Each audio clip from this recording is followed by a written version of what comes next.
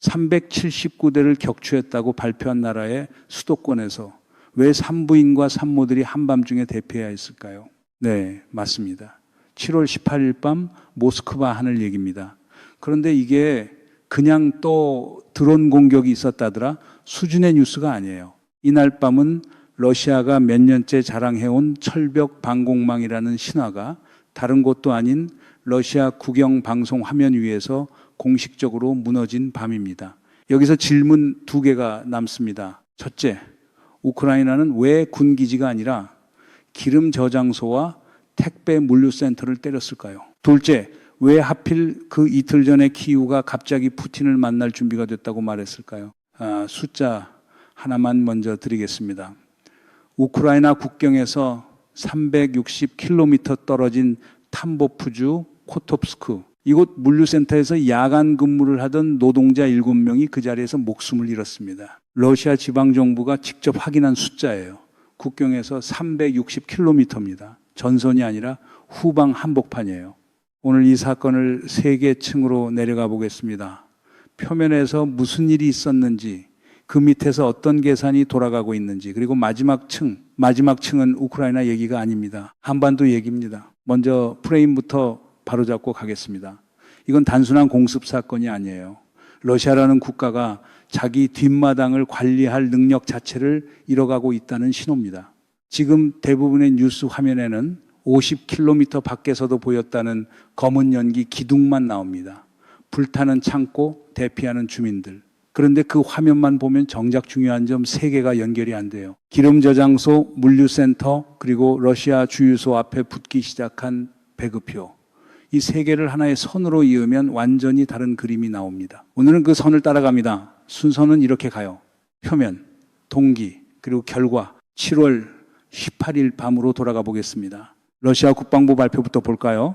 이날 밤 20개 가까운 지역과 아조우의 흑해 상공에서 우크라이나 드론 379대를 격추했다고 주장했습니다. 벨고로드, 브리안스크, 쿠르스크부터 레닌그라드, 볼고그라드까지. 그런데 이 발표, 자랑이 아니라 자백에 가깝습니다. 격추 숫자가 그 정도라는 건 그날 밤 러시아 영공의 절반 가까이가 드론으로 덮였다는 뜻이거든요. 그리고 진짜 문제는 격추하지 못한 쪽에서 터졌습니다. 타격의 진앙은 모스크바주 노긴스크와 엘렉트로스탈, 크렘린 코앞이라고 불러도 될 거리입니다. 노긴스크에서는 저장 탱크 24기를 갖춘 대형 유류 기지에서 불길이 치솟았습니다. 모스크바 수도권에 휘발유와 경유, 항공유를 공급하는 거점이에요. 주지사 발표로는 드론 잔해가 떨어지면서 불이 난 것으로 전해집니다. 잔해든 직격이든 결과는 같은 화면이었죠. 불기둥, 그리고 한밤중에 긴급 대피. 인근 산부인과 산모들이 병원을 비웠고 드론 파편은 유치원 건물에까지 떨어졌습니다. 거의 같은 시각 바로 옆 엘렉트로스탈에서는 와일드베리스 물류센터가 불탔습니다. 와일드베리스가 뭐냐? 러시아판 쿠팡이라고 보시면 됩니다. 러시아 최대 전자상거래 기업의 초대형 물류단지예요. 젤렌스키 대통령은 이 시설들이 드론 생산에 들어가는 제재 회피 부품을 공급하는 데 쓰였다고 밝혔습니다. 인명피해가 가장 컸던 곳은 아까 말씀드린 탐보프주 코톱스크였습니다. 야간 근무자 7명 사망, 25명 부상. 탐보프 주지사가 직접 확인했고 와일드베리스 창업자 타티아나 김은 끔찍한 밤이었다며 애도문을 냈습니다. 러시아 당국 발표 기준으로 이날 밤 전체 부상자는 수십 명 규모인데 발표 기관마다 숫자가 조금씩 다를 정도로 현장이 혼란스러웠어요. 모스크바 인근 주콥스키 공항은 마비됐습니다. 여기서 끝이 아닙니다. 같은 밤 점령지 크림반도에서도 폭발음이 이어졌습니다. 세바스토폴 발라클라바 화력발전소 인근 그리고 흐바르디스케 공군기지 일대에서 주민들이 20번 가까운 폭발음을 들었다고 전해집니다.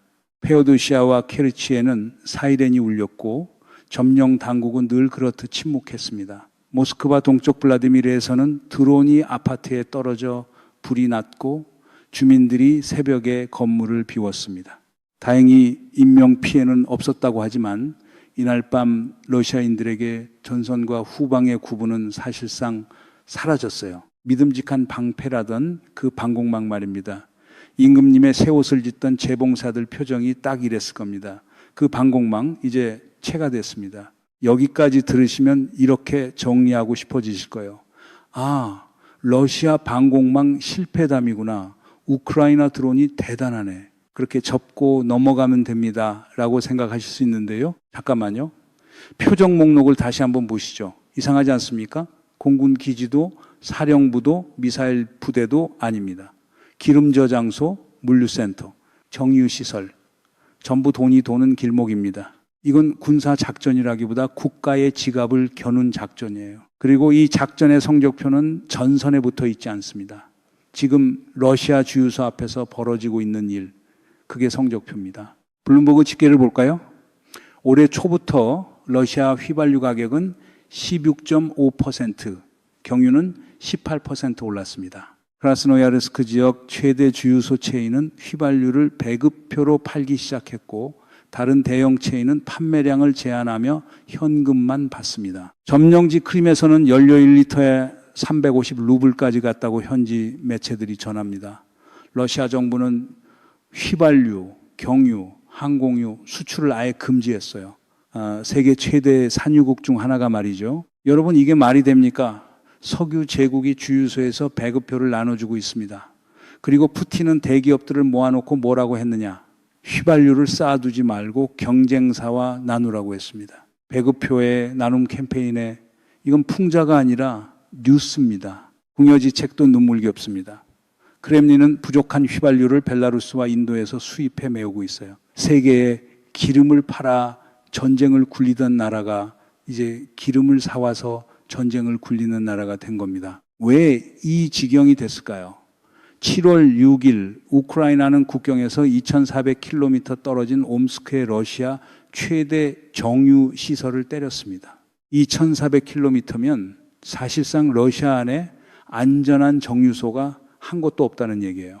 같은 주에는 아조우에서 러시아 선박 12척이 타격을 입었는데 그중에는 제재를 피해 기름을 실어 나르던 그림자 함대 유조선 2척도 포함되어 있었습니다. 정유소를 때리고 실어 나갈 배까지 때리는 거예요. 정유소가 꺼지고 항구가 막히니 에너지 초과 이윤이 마르고 로이터 계산으로는 연방 예산 적자가 계획보다 1조 루블 넘게 커질 수 있다고 합니다. 우크라이나 정보당국 주장으로는 러시아 내 외화 환전 수요가 12배로 뛰었다는 얘기까지 나와요. 검증이 쉽지 않은 숫자라서 그대로 받아들이진 않겠습니다만 방향 자체는 다른 지표들과 정확히 겹칩니다. 그 청구서는 결국 러시아 보통 사람들 앞으로 갑니다. 작년부터 소득세율은 20%에서 25%로 올랐고 기업 감면 혜택은 줄줄이 폐지됐습니다. 재미있는 숫자가 하나 있어요. 우크라이나 해외정보 분석으로는 올해 1분기 러시아 연방 예산의 세수가 작년보다 3분의 1이나 늘었는데 같은 기간 대기업들의 수입은 20% 줄었다고 합니다. 기업이 덜 벌었는데 세금은 더 거쳤다는 건 그 차액을 누가 메우고 있다는 뜻일까요? 평범한 시민들의 주머니입니다. 옴스크 지역에서는 쓰레기 수거차를 돌릴 연료가 없다는 얘기까지 나옵니다. 경제가 발전을 위해 도는 게 아니라 전쟁 기계 하나를 연명시키려고 도는 구조, 발전이 아니라 연명입니다. 민심도 흔들립니다. 젤렌스키 대통령의 전언으로는 러시아 일부 지역에서 전쟁 종식을 원하는 주민 비율이 10%에서 62, 63%까지 뛰었다고 해요. 주로 우크라이나 접경 지역과 점령지 크림입니다. 왜 하필 거기냐? 전쟁을 뉴스가 아니라 자기 하늘에서 겪는 지역이기 때문입니다. 노긴스크의 산모들이 이제 그 명단에 이름을 올린 셈이죠. 그러면 크렘린 앞에는 아주 고약한 계산서가 놓입니다. 병력은 갈아 넣어야 하는데 9월에는 국가 두마 선거가 있어요. 우크라이나 군 정보당국 관계자 체르냐크는 이렇게 짚었습니다. 선거 전에 동원령 얘기를 꺼내면 민심이 어디로 튈지 모르니 크렘린은 그 단어 자체를 피할 것이고 동원 가능성이 실제로 올라가는 시점은 선거 이후라고요. 실제로 우크라이나 해외 정보국에 따르면 러시아는 7월 초 기준 연간 모병 계획 20만 4,500명 가운데 19만 5천 명 선을 채우는 데 그쳤고 부족분을 메우려고 학생, 점령지 주민, 외국인 노동자까지 끌어들이며 의무병 포함 지원 기준을 줄줄이 낮추고 있다고 합니다. 새 훈련장이 필요한 게 아니라 그냥 갈아 넣을 사람이 필요하다는 게 정보당국의 평가예요. 자, 이제 아까 남겨둔 두 번째 질문으로 돌아갑니다. 왜 하필 이 타이밍에 키이우가 협상 카드를 꺼냈을까요? 7월 16일 키이우에서 우크라이나 외무장관 시비하가 튀르키예 외무장관 피단과 나란히 섰습니다. 젤렌스키와 푸틴의 직접 회담이 앙카라에서 열릴 수 있고 휴전이 그 회담의 결과물이 될 수 있다는 겁니다. 시비하는 여기에 한마디를 덧붙였어요. 러시아 본토를 겨눈 비대칭 작전들이 우크라이나의 협상 지위를 끌어올리고 있다고요. 크렘린 대변인 페스코프는 당장의 진전은 없다면서도 대화의 문은 닫지 않았고 튀르키예는 향후 우크라이나 안전보장에서 해상 부분을 맡겠다고까지 나섰습니다. 물론 여기서 냉정해질 필요가 있습니다. 모스크바의 협상 패턴은 한 번도 바뀐 적이 없거든요. 2025년 6월 이스탄불 2차 협상 때 러시아는 조건 없는 휴전 대신 최후 통첩을 내밀었습니다. 4개 주에서 우크라이나군이 철수할 것, 나토 가입을 포기할 것, 군 규모를 제한할 것, 평화의 언어로 포장된 항복 요구서였죠.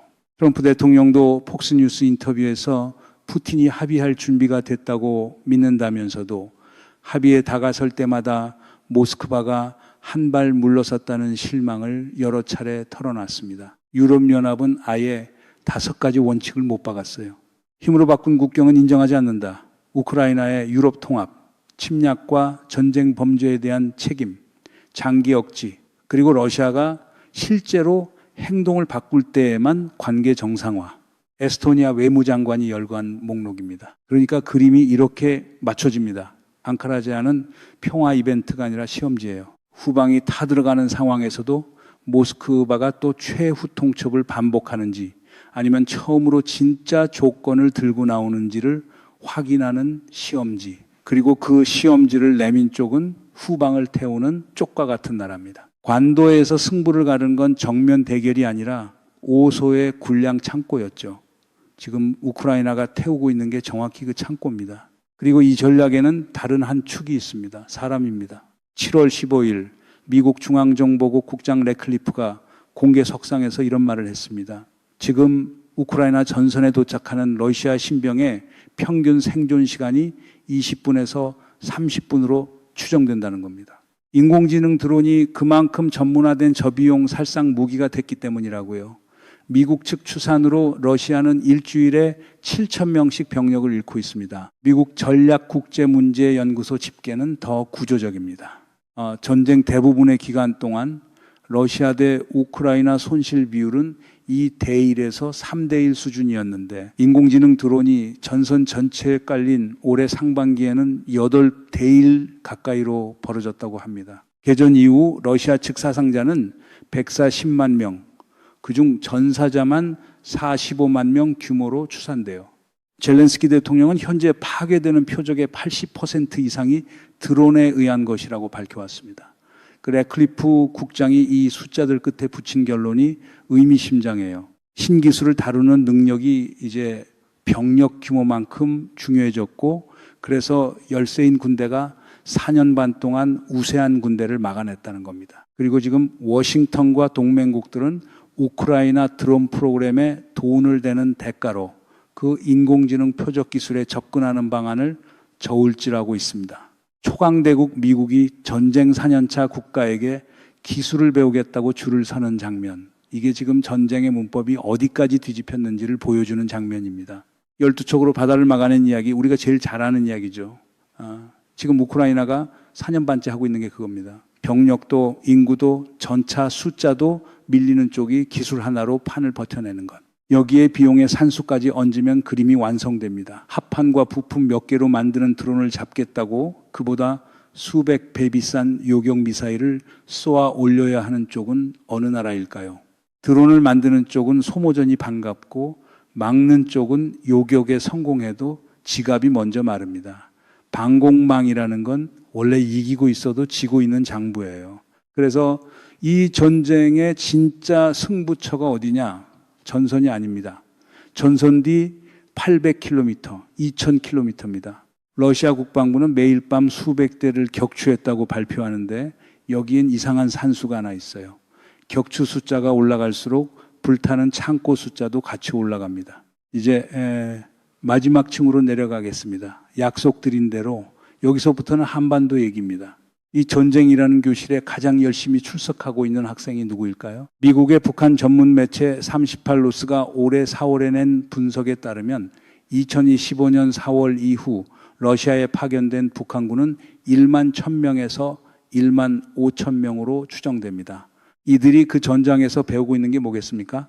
참호전이 아니라 드론전입니다. 우크라이나 군정보당국은 귀환한 북한군 상당수가 교관으로 전한데 드론 운용과 포병 협동 경험을 북한군 전체에 전수하고 있다고 밝혔습니다. 이게 추측이 아니라는 증거가 이미 나와 있습니다.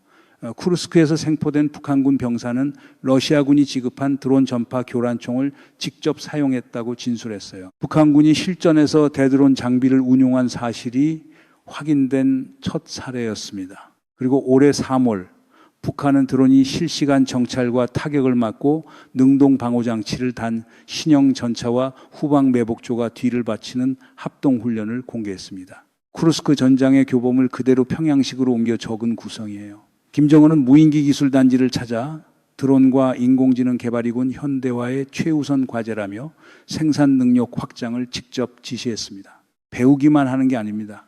만들고 있어요. 러시아는 타타르스탄의 알라부가 특별 경제 구역에 북한 노동자만 2,000명가량을 들여 자폭 드론 대량 생산에 투입한 것으로 전해집니다. 그리고 올해 7월 초 미국 전문가들은 이렇게 경고했습니다. 북한이 러시아 우크라이나 전장에서 얻은 드론 교훈을 한반도 유사시 시나리오에 그대로 적용하고 있다고. 러시아의 지원을 받아 샤헤드형 자폭 드론 생산까지 늘리고 있다고요. 그러니까 7월 18일 밤 노긴스크의 불기둥은 남의 나라 화재 소식이 아닙니다. 세계에서 가장 촘촘하다던 모스크바 방공망이 채로 변하는 과정을 38선 북쪽이 실습생 신분으로 지켜본 무료 시범 수업이에요. 쿠르스크에서 알라부가로, 알라부가에서 평양으로, 그 다음 목적지가 어디겠습니까? 거리 감각을 한번 대입해 보겠습니다. 코톱스크는 국경에서 360km, 옴스크는 2400km였습니다. 그 거리를 드론이 건너가서 후방을 마비시켰어요. 그런데 서울에서 군사분계선까지는 40km 안팎입니다.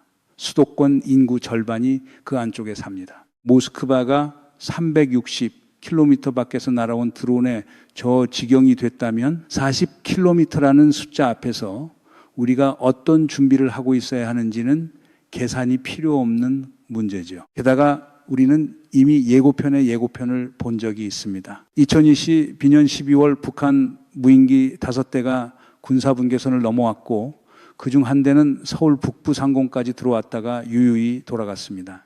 그때의 무인기는 카메라나 달고 온 정찰기였어요. 지금 쿠르스크와 알라부가에서 만들어지고 있는 건 전혀 다른 물건입니다. 우리 뉴스에서 우크라이나 전쟁은 여전히 먼 나라 소식으로 다뤄집니다. 그런데 이 선을 여기까지 따라와 보신 여러분은 이제 다르게 보이실 거예요. 이건 남의 전쟁 중계가 아니라 우리 안보의 예고편입니다. 그리고 이건 어느 정당의 숙제가 아니라 대한민국 전체의 숙제예요. 드론과 대드론 전력에 대한 투자는 정쟁의 재료가 아니라 지금 정부가 바깥에서 떠안은 압력이자 국가적 과제로 다뤄져야 합니다. 처음 질문으로 돌아가 보겠습니다. 379대를 격추했다는 나라에서 왜 산모들이 한밤중에 대피해야 했는가? 이제 답이 보이시죠? 방공망에 미사일이 모자라서가 아닙니다.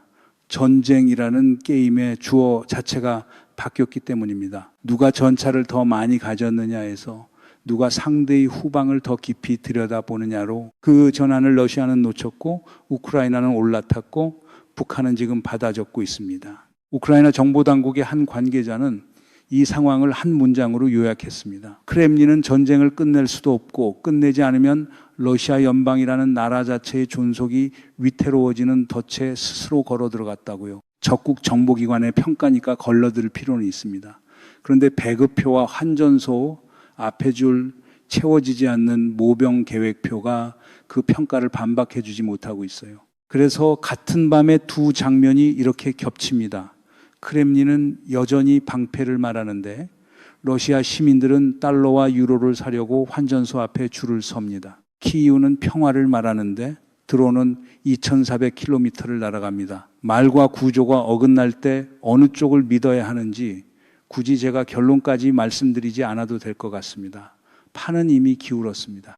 마지막으로 다치지 않는 질문 하나를 남기겠습니다. 앙카라에서 정말 두 정상이 마주 앉는다면 그 회담은 하나의 선례를 역사에 새기게 됩니다. 21세기의 전쟁은 전선이 무너질 때가 아니라 후방이 버티지 못할 때 끝난다는 선례. 문제는 그 선례를 동북아시아에서 누가 가장 정독하고 있느냐는 겁니다. 평양일까요? 베이징일까요? 아니면 우리일까요? 그다음에 어느 나라 국방부가 우리 방공망은 튼튼하다고 발표하는 걸 듣게 되실 때 오늘 이 영상을 떠올려 보시기 바랍니다.